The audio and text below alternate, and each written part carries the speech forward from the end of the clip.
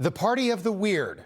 I know that sounds silly, but that's what they are. Weird people, weird policies. And if you needed another reminder of what that party has become, here is the Catholic governor of Massachusetts, a woman who is married to another woman who has no biological children in the second most Catholic state in America, signing a bill that allows abortions up to birth in the state of Massachusetts.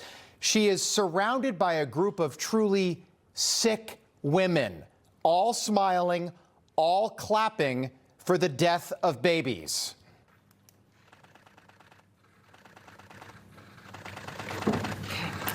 Thank you.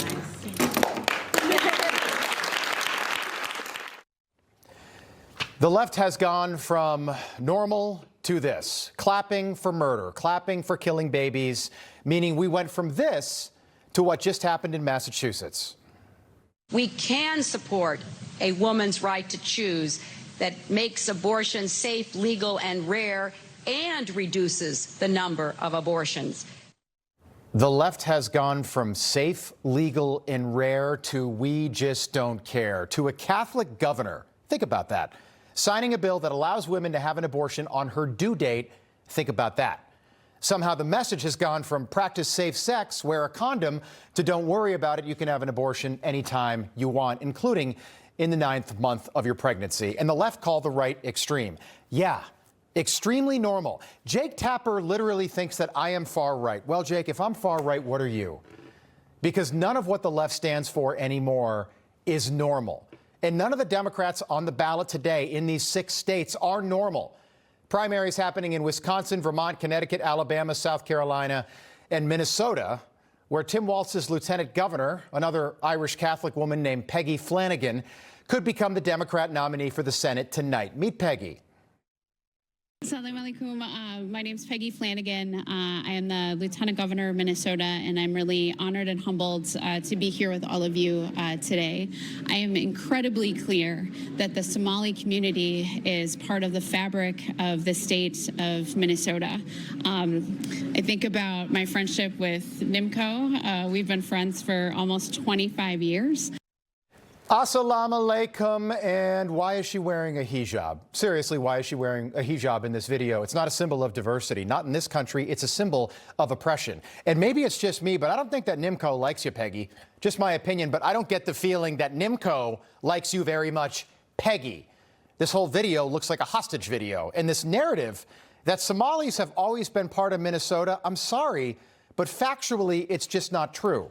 The majority just got there, many within the last 5 years, and I don't say that to be mean. I say it's because it's true. And the only thing that the Somali community in Minnesota is known for right now is fraud. Daycare fraud, Medicare fraud, healthcare fraud. The largest fraud in American history, $19 billion. By some estimates, it makes Bernie Madoff look like a lemonade stand. But tonight, voters in Minnesota could send Tim Walz's lieutenant governor, Peggy, to the United States Senate, because Peggy and Tim have done such a great job, haven't they? These two. Tim Walz has got a 39% approval rating tonight. Tim Walz, who thinks that 4th grade boys need tampons in the bathroom. Tim Walz, a lifelong pheasant hunter, according to him, who can't fire a gun.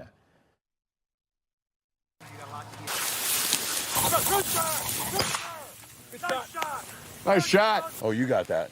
That's a good shot. And we'll get another one. They are shaking like crazy, Scott. He's on to something. Rooster! Nope, don't shoot. They came up behind you. That happens. A couple years ago, I got a double when we first started. Went right up my leg, like it was hitting my leg as it went up. Went right up your leg, didn't it, Tim? But it doesn't stop there in the state of Minnesota. 2 weeks ago, no one had ever heard of this woman here, Francesca Hong, the bartender who could very well become the next governor of Wisconsin. Francesca Hong, who begins speeches by doing this, my very favorite thing. Good afternoon, everyone. First, I'd like to acknowledge that this building and all of us in it are on occupied Ho-Chunk land. And to clarify, the lady from the 76 pronouns are she, her, hers. By the way, there's nobody there. You see that room? There's nobody in there. I'd like to begin by just letting you all know that we are holding this session on occupied Ho-Chunk land. She, her, hers, Ho-Chunk land. Nobody knows what that means. Nobody cares. Francesca Hong, who openly called for the assassination of Donald Trump, just like James Comey, just my opinion, but 8647 only means one thing. In the restaurant industry, when we're out of something, we say it's 86th. And I'd say it's about time we 86 Trump. He represents the utter failure of our government to keep us safe from threats, both viral and systemic. Francesca Hong, who thinks that tipping at restaurants was created out of racism and that the only reason that we all tip at the end of a meal when we're dining out is to keep the minimum wage down. That is in the service industry. We are finally having this conversation about, how our industry really did come from it and kind of is rooted in white supremacy, that tipping in itself. If we look at the history of tipping and how racist it is and how it has kept wages low for Black people for a very long time. Francesca Hong, who once tweeted that we should abolish the Senate. What does that mean? We should abolish ICE. And that the police exist to uphold white supremacy, defund, then abolish reform is not an option. This woman wants to be governor of Wisconsin. And then she tweeted that we should cancel Thanksgiving. Think about that. Cancel Thanksgiving, which is one of our only American holidays.